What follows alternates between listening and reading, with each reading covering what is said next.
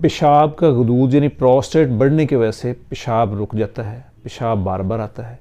पेशाब का कंट्रोल ख़त्म हो जाता है, पेशाब की धार कमज़ोर हो जाती है। अब इस सूरत हाल में जब पेशेंट डॉक्टर के पास जाते हैं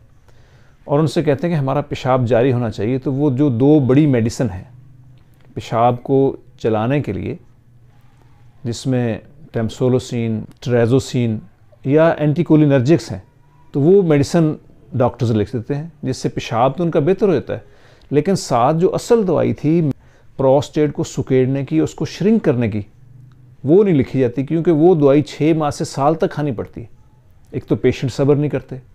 मरीज़ इतनी देर दवाई खाने की तैयार नहीं होते, वो कहते हैं मेरा पेशाब जारी होना चाहिए, इसलिए सिर्फ पेशाब जारी करवाने की दवाई तो खा लेते हैं, गुदूद को सुकेड़ने की दवाई नहीं खाते। इसलिए जब वो पेशाब को जारी करने वाली अद्वियात रोकते हैं तो पेशाब रुक जाता है। और फिर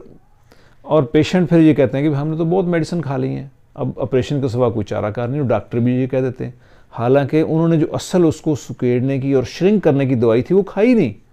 वो दवाई तो थी फिनेस्ट्राइड और ड्यूटेस्ट्राइड,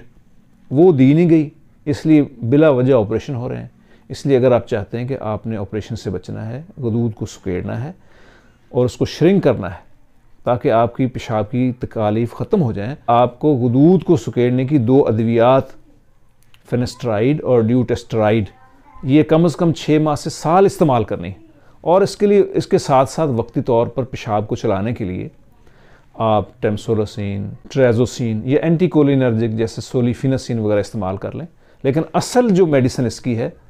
वही फिनेस्ट्राइड और ड्यूटेस्ट्राइड। अल्लाह हाफिज़।